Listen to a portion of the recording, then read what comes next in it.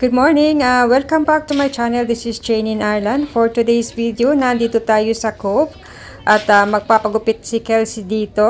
At bago tayo magpapagupit, ipapasyal ko muna kayo guys. Nandito tayo sa may sea view. So ito yung harbor at ito yung isang tourist spot dito sa Ireland. Dito sa Cove, nagdadak yung mga malalaking cruise liner na dala-dala nila ang mga passengers. Nag-stop sila dito para mag-visit dito sa area na ito.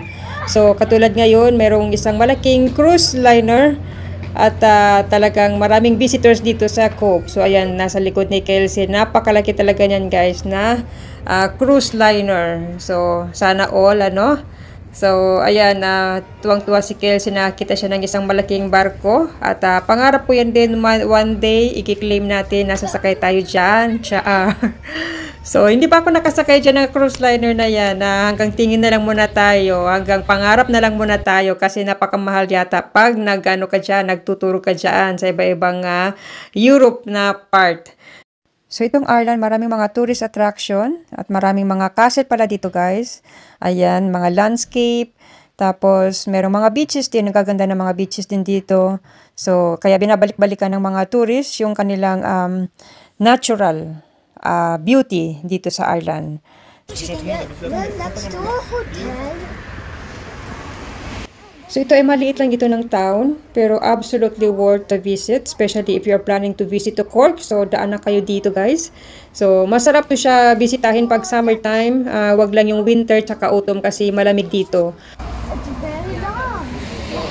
So, ayan, napahinto dito si Kelsey at dito mo lang makikita itong ilisin na ito sa Commodore Hotel. Sa labas ito ng Commodore Hotel at may nakalagay dito ay MV Samson. Ayan. Yan, ng County Waterford, December 1987. So, may history talaga itong ilisin na ito. So, ayan, Commodore Hotel.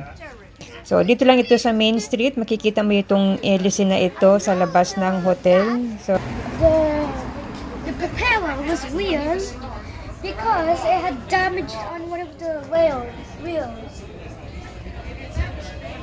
so ayan guys, shinare ko lang sa inyo na sakaling mapadpad kayo dito sa Cork. So, bisitahin nyo itong area na ito. This has some history because the two cannons, they are left and right side of this good area. This, I don't know what it is. And the benches, and there's a statue, and there's the playground over there. And there's the docks here. There's a decent windows here. Look! Ayan, kung sakaling nagugutom kayo, may mga restaurant dito. Maraming restaurant na mapagpipilian na masasarap ang food nila. So, ayan, kung gusto nyo rin yung magpa-tour guide, walking tours, yan, mga historic about Titanic. At, ayan, merong mag-guide sa inyo. Dito sa Cove, ang huling nag-dock ang Titanic bago siya nag-sink. Yan, bago lumabag yung Titanic. So, napanood nyo ba yung guys? So, nandito pa yung mga old luggage nila. Nandito sa Museum Cove. So, at meron din sa Belfast. So, pagkatapos niya na kumain na kami dito. Hindi siya nag- More part of my test. Yes? Really? Did you have test today? No, I did a test on Friday. Oh, yeah. Do you think it's perfect? Gulong-gulungan pa itong dalawa eh. So, ayan. So, dito na kami mag-lunch. Kasi ay alanganing oras kami umalis. At, ayan, wala pa siyang lunch. So, ayan. Pizza daw sa kanya. Treat ng pizza.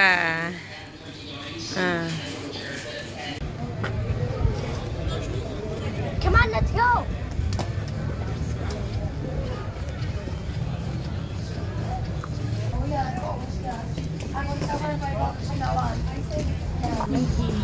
Takes off the corn.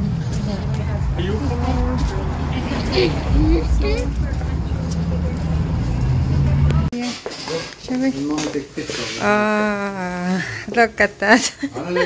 You look, huh?